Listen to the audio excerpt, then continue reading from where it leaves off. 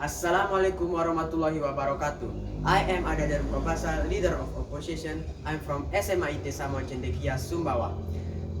So today's motion is: parents should not indoctrinize religions to their children.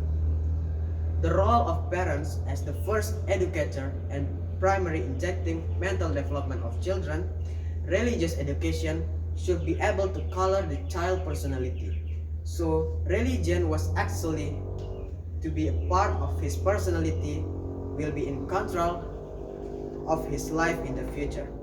In order to achieve the formation of a good personality, then the religious education should be given to parents who truly reflected religions in attitude, behavior, gesture, how to dress, how to speak, how to deal with the issue, and the overall personality.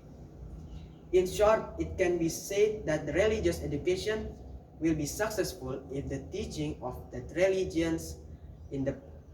religions reflected in the personal life and parent themselves. At birth, a child is not yet having a religion's potential or fitra to develop into religious human. Baby does not have religious awareness, but has potential psychiatric and basic of life God. Feel, color, and pattern the development of children's religious awareness is greatly influenced by the faith of his parents. The mental state of the parents has an effect of the mental development of the child since the fetus in the womb. To understand the place of religious freedom, I will examine the difference from the earliest time until today of the statement there is no compulsion in religions. Actually, I could not possibly cover all that in one time, but that's not too much of a problem, for all major pre-modern interpretation were in place by the 10th century. So first I shall deal with the interpretation of the 10th century, then I shall jump to the 20th century and deal with the modernists, and the context in which you may all have heard about that recently.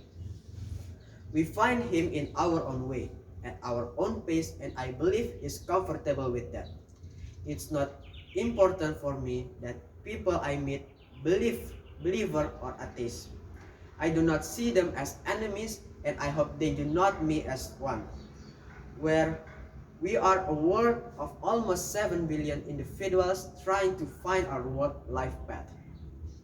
And this argument is to deny that activities between man and woman are prohibited, and to explain that man and woman are the same. The media's portrayal of man and woman as different basically seem to perpetuate misconception. Even though there is no evidence, the urban legends resulting from genders difference can affect man and woman at work and at home, as parent and as a partner. For example, research in the workplace show that women who devise stereotype of caring and fertilization may pay dearly when hired or evaluation. And in terms of personal relationship, bestseller and popular magazine often claim that women and men don't get along because they communicate too differently, and women and men should not touch, be close together, and many other things. That divine activity between man and woman who are not husband and wife is strictly prohibited. So don't teach the understanding that woman can only do work in the house as housewife, but teach that men and woman have the same freedom. Thank you. Just this what I can deliver. Assalamualaikum warahmatullahi wabarakatuh.